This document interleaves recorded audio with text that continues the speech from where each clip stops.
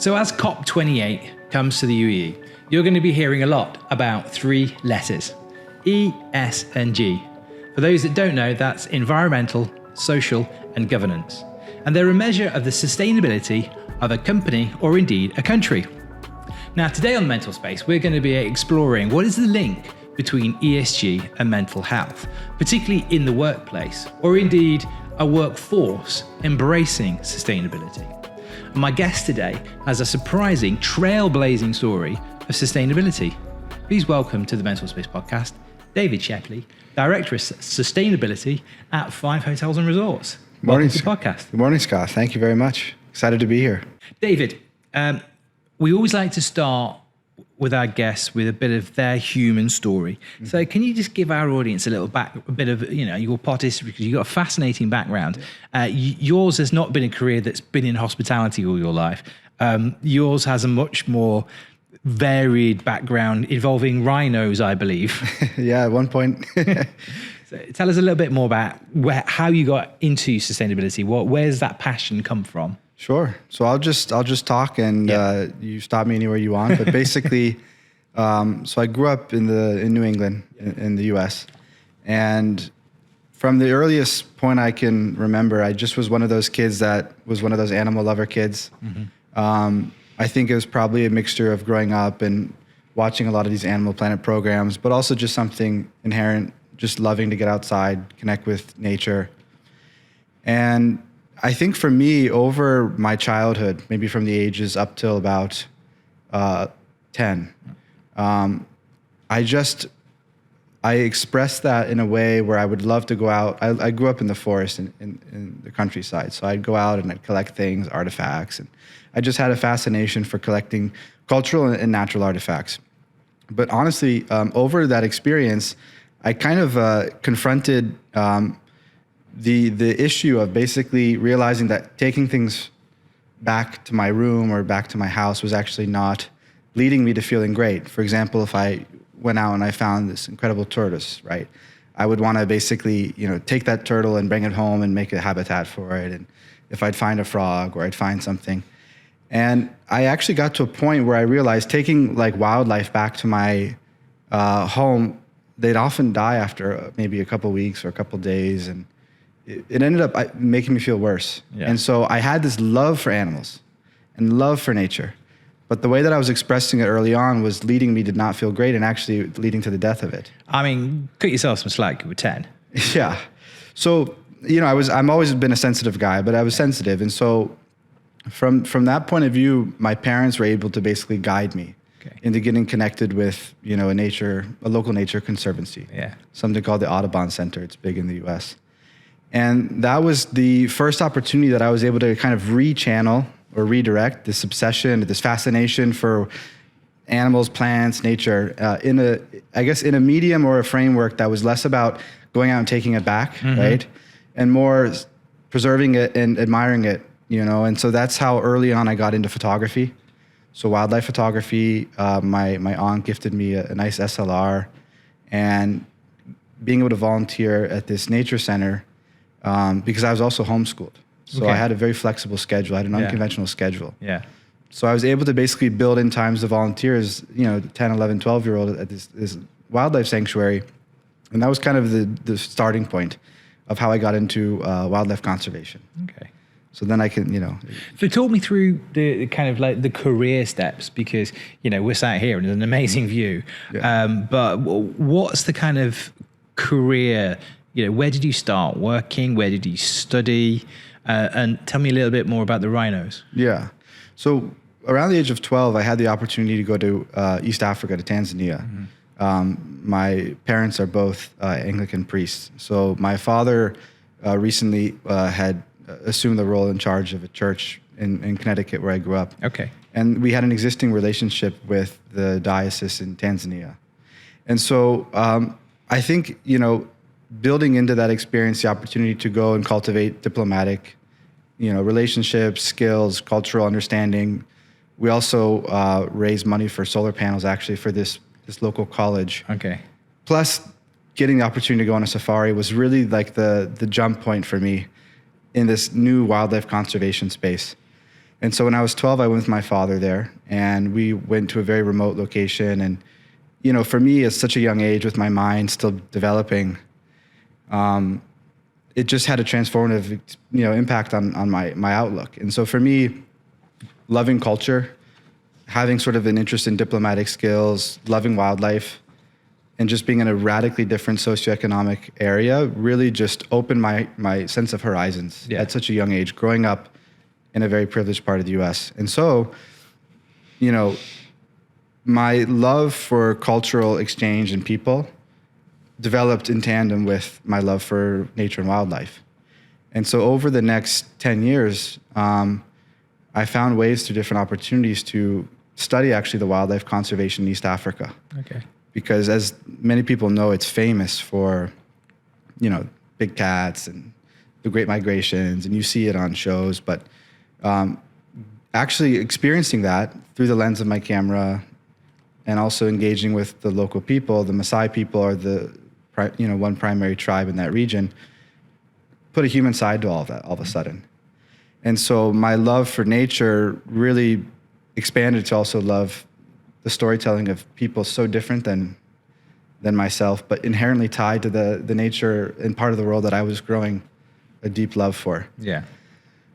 So over the course of high school, I took the initiative to find ways to go back on my own to East Africa, to Tanzania, to Namibia. And I was able to basically, at a capstone experience, live with the Maasai people on the border of Tarangire National Park for about 4 months. Wow. And I was involved with something called the Community Center Wildlife Conservation Model. And I should probably back up because I skipped Namibia and the rhinos, but... Well, let's stay with the Maasai people. I mean, you just told me that you lived with them for 4 months. Mm-hmm. What did David learn living there? So for me, I came in basically so the year prior, I went to Namibia through a National Geographic program, and that I was able to, through kind of a structured approach as a teenager, learn about cheetah and rhino conservation. And that's where I first was introduced to concepts bringing in human-wildlife conflict methods through social economic development. But it was still a very structured kind of commercial program.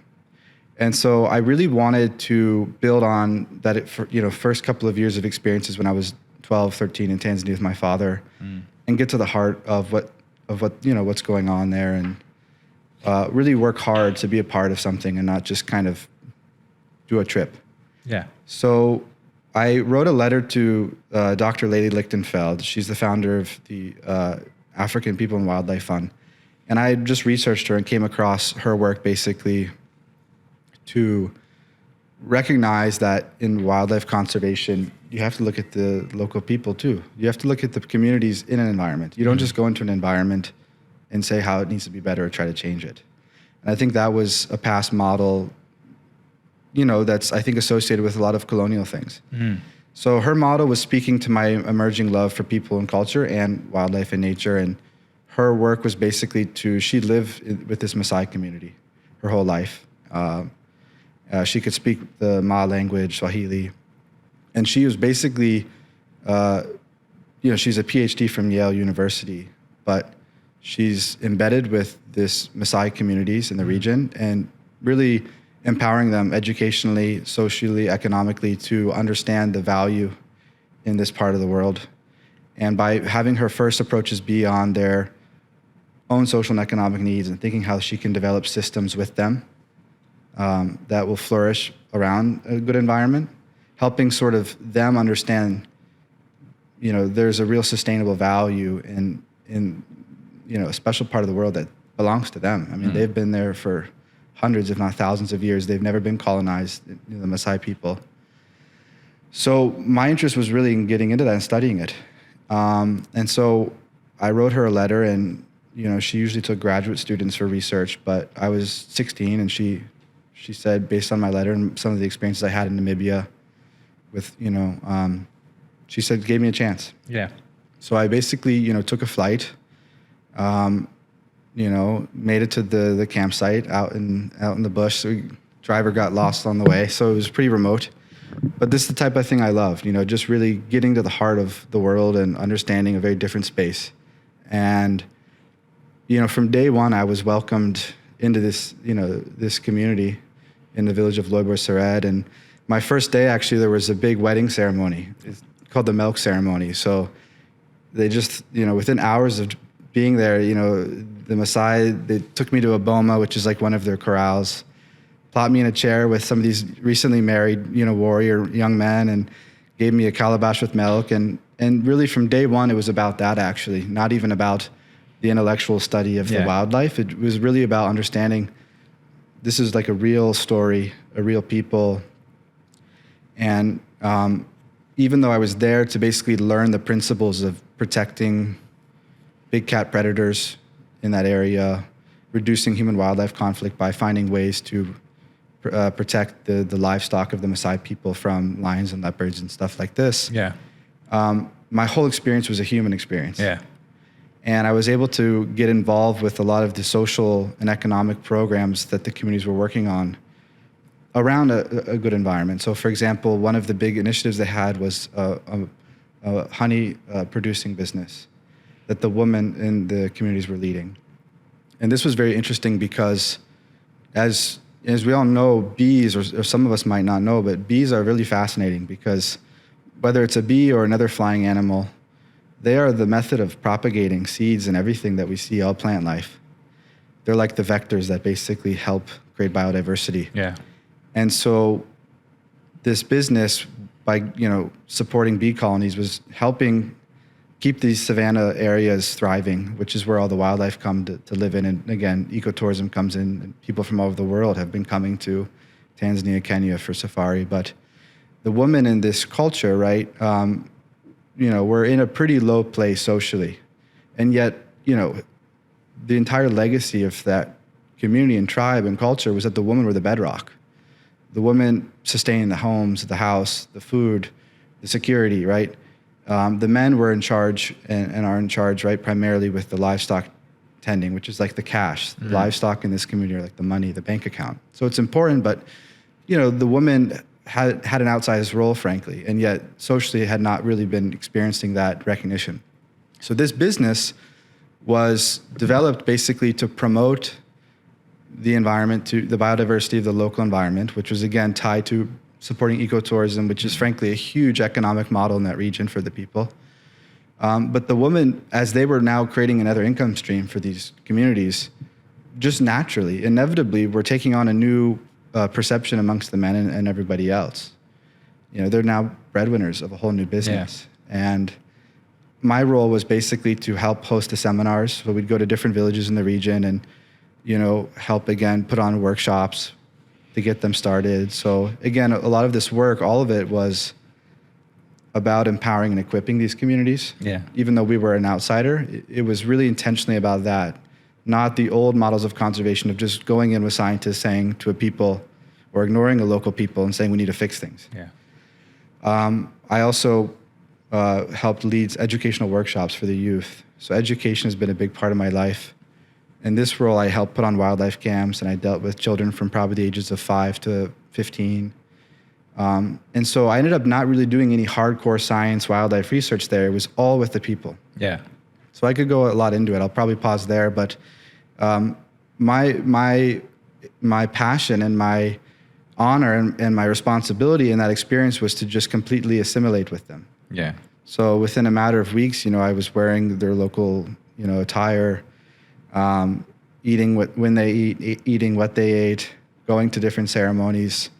Ma is a hard language, the local indigenous language, but Swahili I picked up and I learned.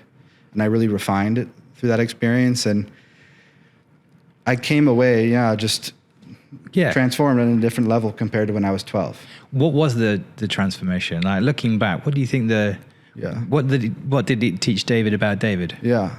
So since that point when I was 12, when I really formalized my passion for wildlife conservation, I was sort of on a journey to figure out like what I wanted to do. Yeah.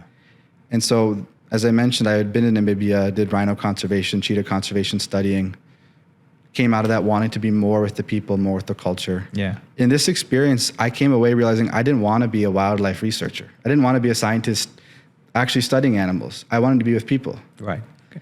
And my love for culture exchange and assimilation and being behind a mission tied towards the natural world was what I wanted. Yeah. So I really came out of that experiencing realizing, the next focus I had wanted was to firm up my economics understanding. Okay. And be tied to missions, right? In a sense where we're caring about the environment, thinking about how we support that. But I don't want to be in a laboratory out in the field the whole time. I want to be with people. Yeah. And that transfer of radically different perceptions between me and the Maasai and the bonds we formed amidst that it was mind-blowing. So I realized probably the biggest passion I have is being with people from different cultures and working around positive missions. And for me, I love the natural world still. Yeah. So that's kind of what propelled me on to Colombia. So from 16 to, and forgive me, you're sickeningly young and handsome, but how old are you? I'm 26. 26. So we've got that 10-year. Yeah. Walk me through quickly how that mission kind of from a 16-year-old university, I imagine, came calling at some point, and then the world will work. So I was homeschooled until I was 15. Yeah. And again, overall, a really positive experience because it allowed me to really customize my passions and explore that. It does sound tremendously cool, I've got to say. Yeah, it really supported those journeys to study conservation locally in East Africa. But then on the flip side, I went to boarding school. So at 15, I went to Phillips Exeter Academy in New Hampshire and really took a 180 in terms of the lifestyle of my education. But what I like to tell people is I was so much in the other side, the homeschooling, right? That I was really at that point ready to go to something like boarding school because the only way that I could have been successful homeschooling was to develop independence. Right. Having that sense of, I need to take my own life and education seriously because, homeschooling is a gift, but also can be a challenge. You're not with everybody else. So in boarding school, this is when I really developed on campus my involvement with starting wildlife conservation clubs. I became the president of the school's service organization. During the summers is how I invested in my passion and exploration of this story and sustainability. So when I was 16 and I came out of this experience, I still had not heard of the concept of sustainability. For me, it was just now the story was, okay, I like the environment. I knew that first. Now I realized I like the people and the economics. And I realized I don't know much about economics. So when I finished boarding school and I was applying to universities for my undergrad, I had heard at Columbia University they have this program called Sustainable Development. And it was one of those things where the name it wasn't recognizable. But I read through it and I was researching and I realized, oh my gosh, this is exactly what I love and what I really developed through my experiences, culminating in this time with the Maasai, which was you take economics, you take environment, society, and you explore the interconnectedness of that. And that was really what formalized, I think, my journey to that point. And so I've always been an interdisciplinary person, and I think that's really what I've realized through that point in my life, that I didn't want to be locked in one thing. Yeah. So first job after graduating was? So during university, I went into investment management and actually worked in some hedge funds because, again, I thought I have this great conservation side in the story, but I need to have a strong foundation in the other piece to really be, plugged in and aware of what's happening in the world.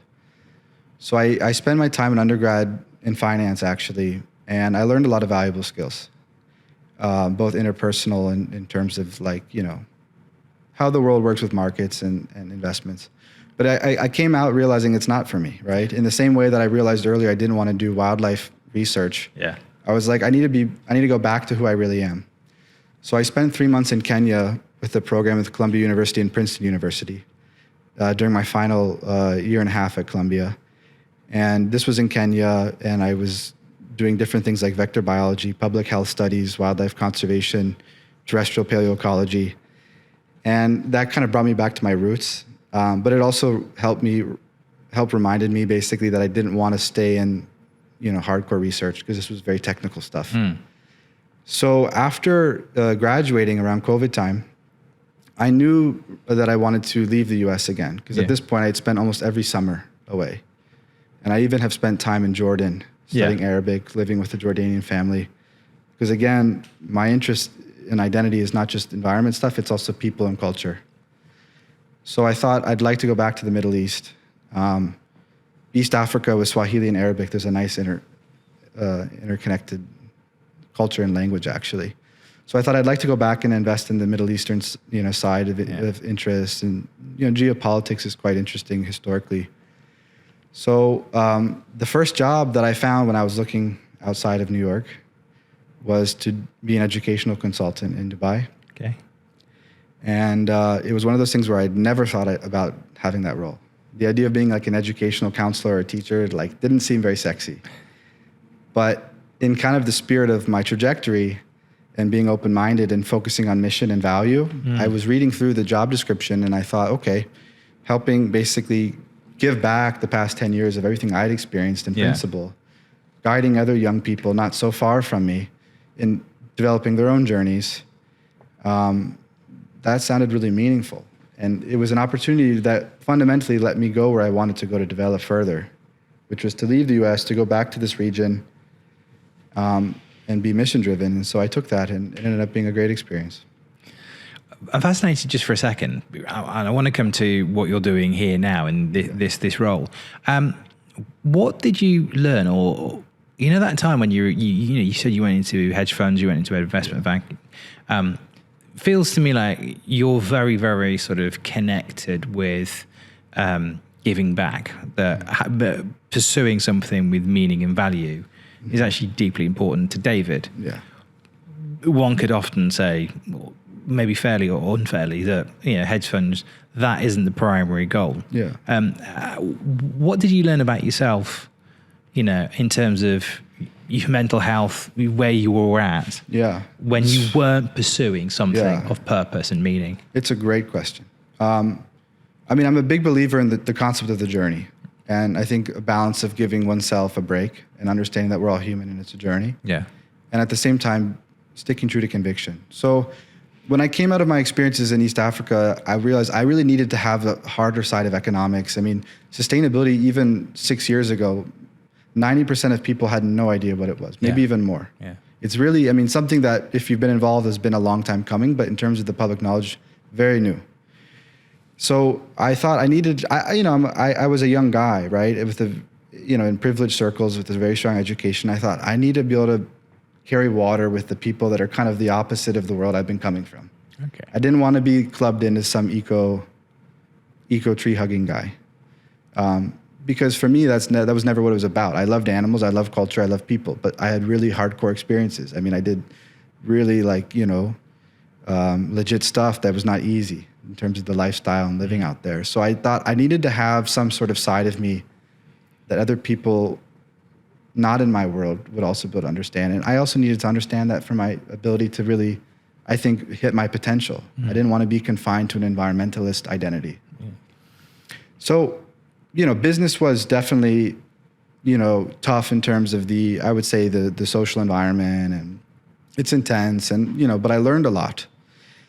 And at the same time, I got to a point where I really didn't feel like I was on track to living who I really wanted to be and my best self. And I could see parts of my social life and my, my health kind of tied to that. And tell me a little bit more. How did that manifest? Well, so I went to an Ivy League university in New York City, and I was in, the top fraternity, and, I actually struggled a lot starting out at Columbia, even though I had been so independent and been all over the world on my own. For whatever reason, I had a hard time adjusting. And so I kind of optimized around that time to just go into try a different area. So I did the fraternity scene. I was, on the pipeline to finance, the social things that come with that. And, I'm a nature guy at my heart. My favorite part of the world is the savannas of East Africa, of Tanzania. The farmhouse is my dream. So being in New York also, New York's an intense place. So that all kind of culminated. And even though I don't regret it, and I got a lot of great experiences through that field for those years, I got to a point where I just felt like I was not grounded or connected, and, not really, as fit even, not living the lifestyle active, right? And so I made a pretty radical jump, in terms of my social group and my own sense of the past 3 years when I was an undergrad. when I went to Kenya, and I just kind of completely changed course from the recent area I'd been in. And, some of my circles restructured because of that. And yeah, going back to your question, I'm a mission-driven guy, and I think I love the natural world. At the end of the day, I think the earth is beautiful, and I love to explore it. And being in the finance world, nothing against that, right? I mean, it's an essential aspect of society, and our progress economically is enabled by that. And one thing I learned in sustainable development is everything's about an evolution. Nothing's perfect, even in sustainability, whether at 5, which we can talk about in a bit. It's always a pursuit of getting better. And so, finance, I think, is really interesting, and investments are very key. At the same time, it was not hitting what I needed to hit in terms of my own fulfillment and sense of purpose. And I needed to be out in the field again, so to speak. I wanted to be in an environment where I could be out with different cultures, different people. So I just realized, I had to be true to myself. It was not for me. And I think, a lot of people in the Ivy League, young people, it's very, it's understandable to a degree, but they get into a bubble where the sense of ultimate success or identity is tied towards being with like the big name consulting or investment banks. And there are people that genuinely love that type of stuff, that work. And for them, it's the great path to go for. But unfortunately, there's a lot of young people, myself included formerly, right, that need to be true to themselves, and they can learn through those experiences, but ultimately one has to decide, what am I going to do? And I'm just glad I didn't stay in that, because it wasn't the path for me. And I think, in a field like sustainable development, as we'll talk about, I mean, I never thought I'd be in a hotel, but it's a framework, it's a philosophy you can apply anywhere. Yeah. And I needed to be plugged into that framework, whether it was on the educational side at one point, or more, bringing more on the environmental back again. So how does all of that translate then? Because that's, and I could carry on talking to you about that all day, but I'm really fascinated. How does that translate into this role as Director of Sustainability for 5 hotels and resorts? Yeah. You've been in this role for about a year. Tell us what that journey's been, and what have the key milestones been for you? Yeah. Well, one of the things I love about Dubai and moving here and living here is it's such an entrepreneurial and organic city, and this country is really exciting. And so even before I moved here to the UAE, one of the reasons why I wanted to come here is I had a sense that there was exciting things happening. And I could see from my own angle, I was looking at Dubai and the UAE differently than maybe a lot of people. I could already see that they were going to put a lot into sustainable development, because if there's one thing I learned through my experiences, it's the principle, right, that where you have the greatest challenges is where you're going to put the greatest resources to fix something.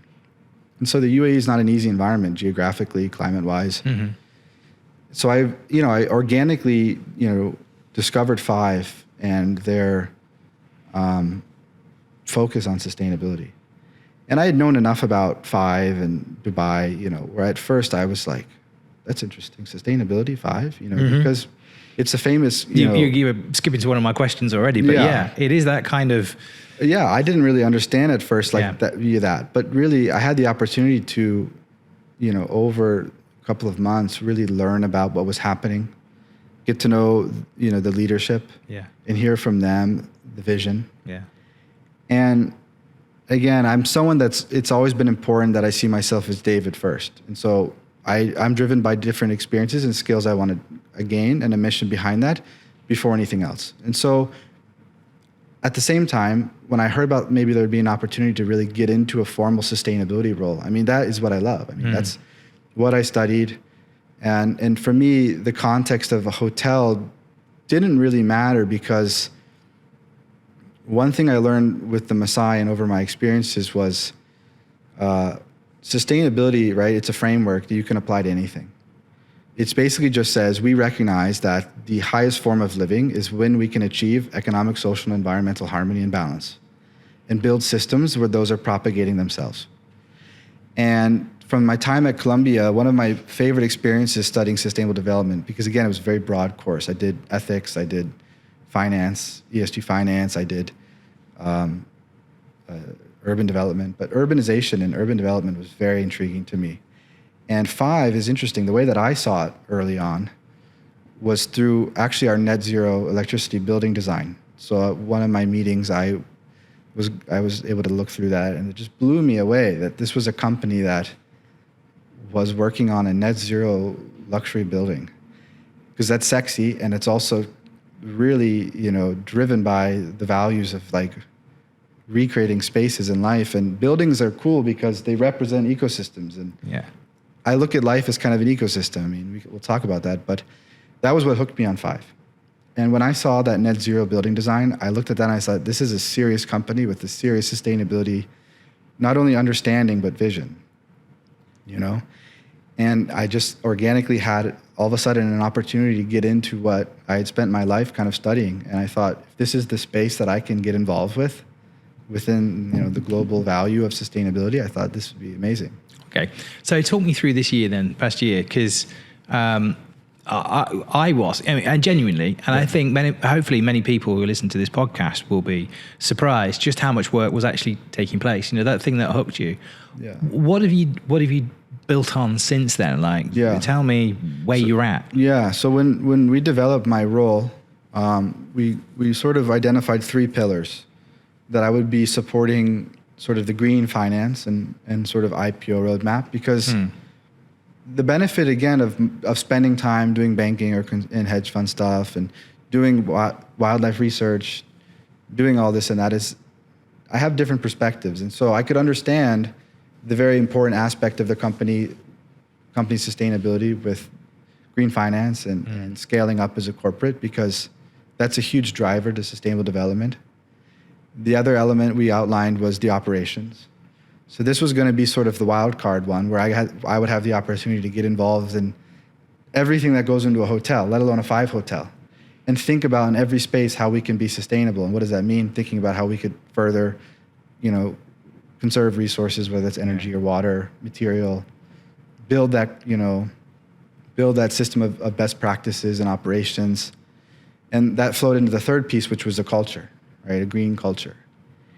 And I think building a sustainability culture or mindset, that was probably the thing that I could bring to the table from day one. Yeah. Because of all my different experiences. I mean, if I could learn from the Maasai how to be sustainable and really work with people in completely different mind frames than me, but be connected, then I thought, okay, we can do that. It'll be fun to meet everyone in a hotel at 5 and find out if we can build that value system. So since then, I've divided up my time day to day against these 3 aspects. First, on the green finance side, in the corporate side, we undertook a corporate ESG rating. And so this was through ISS, International Shareholder Services. And just like you have credit agencies rating companies with, BB, AAA, you now have the same ecosystem, so to speak, for ESG. So we undertook a corporate rating and we did really, really well about it. I can go into detail, but that basically looked at hundreds of different parameters, environmental, social, and governance in the hotel, and looked at data and practices. And so that was really important because that was the catalyst for the green bond. So really the culmination of this past year for the green finance side was raising a $350 million green bond. The basis of that being our success in building green buildings. So going back to this story of the hardware, the low carbon buildings, with all our hotels being LEED Platinum, that was actually satisfying the criteria for taking green money. Okay. For the uninitiated, 2 things. Tell us, the ISS, what your result in that was. But also when you talk about LEED Platinum, and I'm aware of what LEED Platinum is, but just for the audience, just briefly tell us what that means. Yeah. So LEED comes from the U.S. Green Building Council, and is basically a standard for assessing a building's sustainability features. And so there'll be a scorecard. And so what goes into that is everything from water management, energy management, air quality. So ensuring a level of air quality that's not only healthy but promoting well-being. You have waste management. You have access to local transportation options. So it basically in the scorecard, biodiversity builds a holistic picture of what the ideal building would be in terms of being sustainable. And again, this is building off of a lot of academic knowledge and the fact that sustainability is very interdisciplinary. Yeah. And so you have, you know, silver, you know, I think you're bronze, silver, gold, platinum. So we're platinum. And so this has been amazing work that's been happening in the hotel from day one. I mean, one of the things I learned early on was that, you know, the founders of Five, you know, as entrepreneurs that, you know, with values and appreciation for excellence, you know, also realized early on, if we can do things smarter with our energy and, you know, we can avoid wastage, that'll also be good for the bottom line and the environment. It's an argument we try to make at Mentl a lot, you know, even though I know our focus is so much more about the well-being and the mental health of teams and individuals. We often are trying to tell the corporate world, it's good business to be a good business. Yeah, and there's nothing wrong with that because, again, sustainability is not sustainability without economics being a cornerstone. Yeah. And that's because then it's not sustainable. Exactly. Then it's just eco tree hugging stuff. And that was the whole reason why way back I decided I wanted to actually go full time in for a little bit to understand that side. It seems in a way that embracing one, it's almost created this almost virtuous circle in a way because, you know, they've invested in the green credentials, they've invested in the green building, they've got the ISS, that's led to the green bond, which means they can do more of the great stuff that they were doing before. Exactly. So it's you know, you set in motion a series of really positive. Exactly. And that's why, again, I think it's an important aspect, finance investments. I mean, we're able to, through this green bond, to scale what we've been able to do at Five right here, all of our Five hotels, which is take away the brand, the party side for a second. Yeah. Right? At the end of the day, we're developing the highest rated buildings for the environment. I mean, what is the whole world going to do to achieve sustainable development? I mean, they're going to restructure all of civilization to build better buildings. Like this is one of the... And you're already doing that. Yeah. And within that, the healthy spaces, right? With the people, and we'll get into that. So we're already doing that. Yeah. And so now... We'll talk about the brand, but Five's brand doing that in parallel is part of the case study. It's part of our story of showing what's possible with the commitment and the values. But if you take all that aside, at the end of the day, we develop really good buildings, and we're so proud of that. And it's good for the environment. It feels good. I was going to say, how does that feel to David? You know, the campaigner, the passionate, you know, young man that deeply cares about the planet. You're now affecting change in the physical world, shall we say? Yeah. I mean, when I was with the Maasai, we were looking at how we build corrals that you replant a special type of tree that grows and expands the wall to keep the lions out so that the cattle wouldn't die and the people wouldn't go and kill the lions. I mean, from one physical space to the next, it's really cool to be part of, you know, sexy modern buildings that are in all these different elements focusing on how to be better for the environment and also cost. And I mean, physical stuff is physical. It's cool. I mentioned before you're sickeningly young. I'm not. You would be millennial or Gen X? Sorry, Gen Z. Probably Gen Z. Probably Gen Z. Because obviously, when you look at the demographic, shall we say, of Five hotels and resorts, it's perhaps not this. It's perhaps more you. Yeah. But how does it feel to actually be taking that message? You know, because Five as well is a tremendous communicator. Yeah. And it communicates to perhaps a younger audience. Yeah. That other, you know, when you talk, I'm surprised we're talking about ESG. You know, we're talking about ESG. Yeah. We're talking about saving the planet. We're talking about doing the right thing and being a good business in a business that is communicating so frequently with the generations who are going to be the people making the decisions or are making the decisions now. Yeah, I mean, it's really all thanks. Yeah, I mean, it's really all thanks to our leadership for having the resources and the values to make this happen. Yeah. Without that, it's not possible, and that I never could ever take for granted. With that said, Five's got the brand, the party side. We got a lot of people for that covered. Yeah. And so for me, when I come to Five, I look at it differently than maybe a lot of people. I look at it as an ecosystem. This is my work. It's my ecosystem. Yeah. I'm trying, you know, to work, of course, with the commercial success, the brand success. That's absolutely part of the story. But my job is like, let's do that. And also let's keep figuring out how we can improve the environment and, you know, both socially and mentally, but also physically.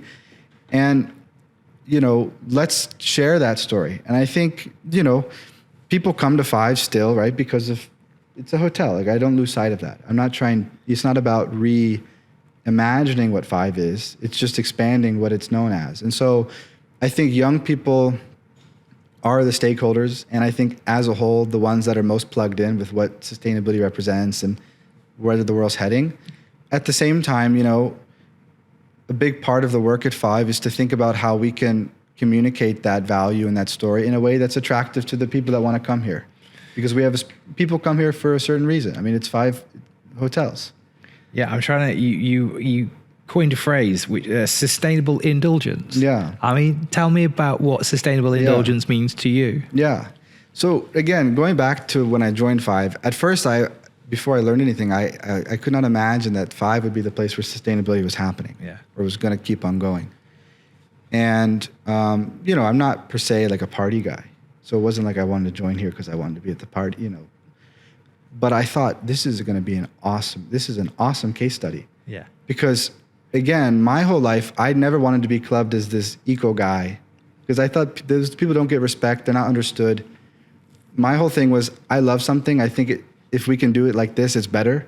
And, you know, anyone should be a part of that. And so I like the idea that 5 is doing something that the typical environmentalists wouldn't think about as being sustainable. And they're also putting in everything with energy and resources and culture to be the best at sustainability. And so for me, sustainable indulgence is something, you know, working closely with our CEO, Aloki, has been a huge privilege because he and I get to be on the forefront of saying, let's take this amazing ESG sustainability stuff we're working on. Let's also embrace the brand of who we are. And the fact that we're making it possible gives us the right and gives us the opportunity to be bold and to say, this is how sustainability can look. And it's not about, you know, our belief, right, is like, and my belief is, you know, to build a hut or, you know, to take care of some eco lodge, you know, that's obviously like minimal on the environment. But if we're really going to ascend and evolve as a civilization into, again, I see as the highest form of living, where we're thinking about the environment, economy, and society together. Yeah. If we're going to evolve there, and again, it's a journey, we have to have the buy-in of everybody. And who has the most power and influence in the world? But frankly speaking, right, the wealthiest people that like luxury. And so for me, sustainable indulgence is about saying, yeah, we know that you don't think that you don't understand that at first. We didn't. You might not get them there to start with, but perhaps you can get them there. Yeah. So what we like to do is we like to start with the conclusion, tell them what we've done, and then take them through that journey, right? If you tell people what we've done, it's not, you can't refute that. This isn't some story. I get we talk to the business world and we keep trying to tell them, but you know, do you know what? This is one of these things that you can have your cake and eat it, as we say in the UK. And it's it's not like it's easy. I mean, nothing good is easy, right? Yeah. I mean, I didn't take this job because I thought, oh, this would be I took this job because I thought this is going to be something no one else has ever done. Yeah. And again, like when I was at Columbia, I studied Singapore as a case study. You know, Singapore was a swampy, resource-poor island. And now it's one of the most, I mean, it's sort of a beacon of sustainable development, one of them. And that genuinely came from the fact that they started out maybe 50, 60, 70 years ago saying, we have nothing, it's going to be hard to live here. But that pressure brought them in to have the values and the resources to develop. Dubai has a kind of similar... Exactly. That's why I like the UAE. That's why I think what we do at 5 is a reflection of what the UAE's own vision is. So I believe on the other side of challenge is opportunity, and that's where innovation lies. People that are going to innovate are going to be the people that have the greatest need. So at 5, it's like we absolutely know we have a need to be sustainable because of what we're doing. And yet, we're having our cake and eating it too because we work really hard all together and we rely on science. And again, sustainability is like a philosophy, but it's rooted in scientific principles. I mean, it's not like you can just be sustainable like that. I mean, it takes work, it takes iteration. We do one thing and then we realize, okay, we can do it better next time. That's why I never liked climate alarmists and moralists about the climate. I don't think it's productive. And I also spent time, you know, being a finance guy in college because I also wanted to understand the other side of it. It's about being positive. And again, saying if we can achieve this, everyone's happy. We're happier than ever before. The greatest luxury is when you can have luxury and also have a healthy environment. I could carry on this conversation all day, but I just wanted to come to, obviously with the mental space, we talk about mental health and well-being. Yeah. What is the benefit of embracing this for your people? Yeah. So one of the biggest parts of my job still, and especially when I first started out, was again, this green culture. So now I'm moving to that side. And that's tied to the operational work. So, right, one of the things, our CSO, Jay Deep, told me, which I really, really value and respect, was he said, you should always be off your seat, getting around the property, learning everything, which is a gift, but also it's essential to the job, which is, if we're going to achieve sustainability, it's not my show. It's not one person, two persons things. It's the reflection of a whole operation working together on that mindset. So there's an educational part of that. And again, sustainability doesn't have to be complicated. Again, it's saying, hey, let's continue the level of service and make the same money we're making, guys. Let's try to make even more if we can, by also now reducing waste, being smarter with our practices. If we can find a substitute for a material that's based in natural material as opposed to synthetic, and it's not changing the customer experience and it's working economically, that's great. Let's go for that. And the only way to achieve that in every different context is to know the people. So going back to what I was saying about my time with the Maasai, just quickly, it's a love for people. I mean, my job is to really help rally everyone at 5 to be on the wavelength and to see okay, this is something that's from the top down, but let's go from the grassroots up too. It's the people in housekeeping that are changing the bed linens that are going to have the best ideas in the guest rooms. It's the engineers that are in the pipes, that see the pipes, are dirty jobs, that are going to know how we save, right, those millions of liters of water through a new system. So I think no one refutes the idea of sustainability, especially again when you have the top-down vision. This is a business strategy. I mean, we are growing economically because of it, but of course, getting to know people and helping them realize, hey, you can do your job. We're here to do our job the same, but also now think about how we can be better for the environment, create healthier, safer workspaces for each other. I mean, that, I think, to answer your question, that adds several layers of meaning and purpose. And I think especially in an industry like hospitality, it's stressful work. It's intense work. Yeah, long hours, it's on your feet a lot sometimes. Yeah, it's like I know for myself, I need to have that in my life to do a job. I think having people see their jobs as having that value and being recognized and rewarded, and we have some great reward programs. I mean, I think it's really amazing, and everyone, thankfully, I mean, it's a team effort. How have you seen it? You've been on this educational path. You've tried to add layers of meaning and purpose to individuals' roles all the way through without the organization. How have you actually seen that, change people's perception of their jobs or their roles? And then what has been the benefit to them themselves from discovering this meaning and purpose? So I think on the emotional side, I mean, one way to look at a job without sustainability is, okay, you show up to work, your job is to make money. If you help make money, you're here. If you don't make money, you're fired, right?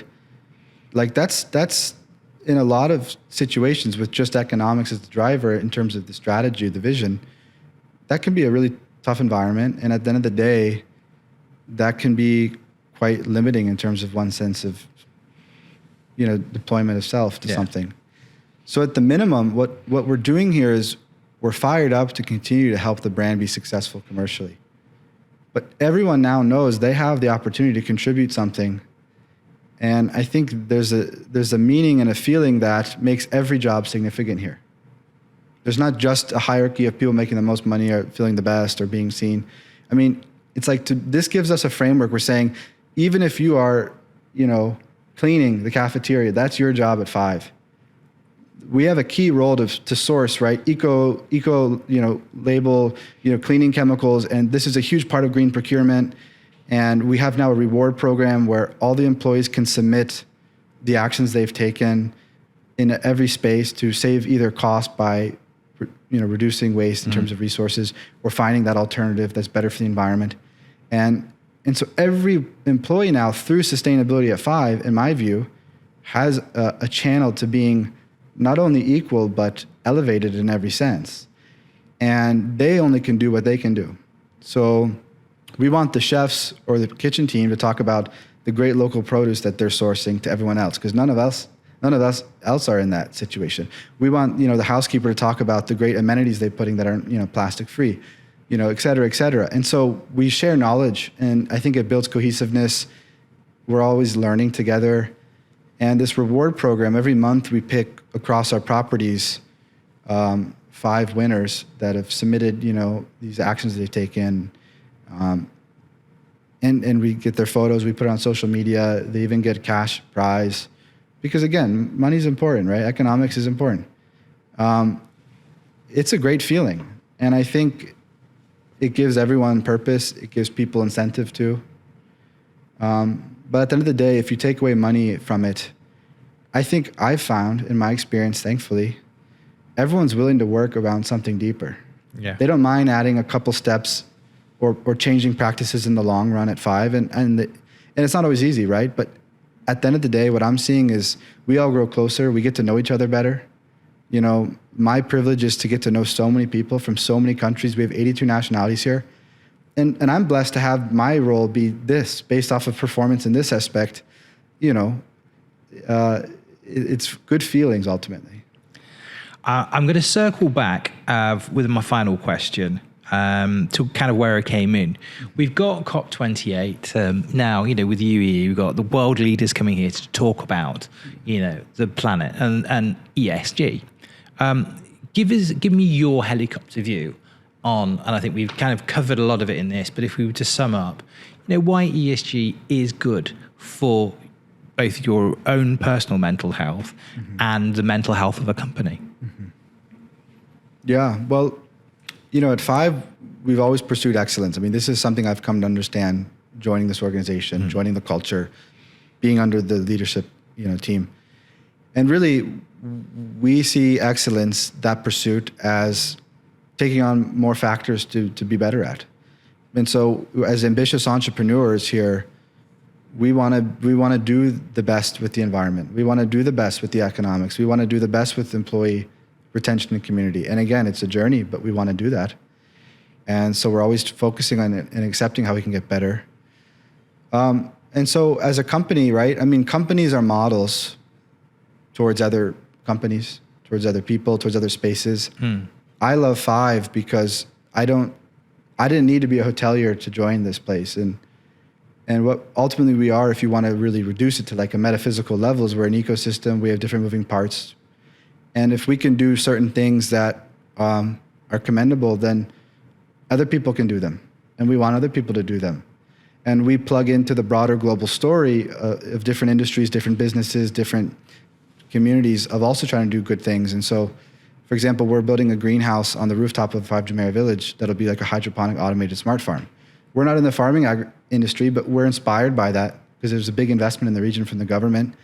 And anything that we can now do will also be an inspiration back to that space or other people that are interested in food security and technology. So I think ESG is important when it's done with the right values. Now, ending back with the finance side, I accept and I would say that there is a lot of tainted aspects of ESG, both intentionally and unintentionally. There's corrupted definitions, there's corrupted interpretations, again, intentionally, unintentionally. But I think if you're really focused on the pure values of pursuing excellence and trying to achieve harmony across the 3 pillars, and you try to work with good people and try to be the best person you can be and be the best company you can be, you'll never go wrong. And you're always going to get better. And so if we have that mentality, then we're not here to scold or put our noses down on anyone else. And we don't expect people to do that to us because we know what we stand for and what we're striving for. It has been absolutely fascinating talking to you, David. You're an inspiring individual. Thank you very much for joining us on the Mental Space podcast today. Thank you so much, Scott. If you've enjoyed this conversation as much as I have, please remember that you can subscribe and follow us. So if you're watching us on YouTube, click subscribe. And remember, you can find us on all of the podcast platforms, Spotify, Apple Podcasts, Google Podcasts. So please subscribe and enjoy more conversations. Finally, one more time, David, genuine pleasure. Really lovely to meet you. Thank you so much. Likewise.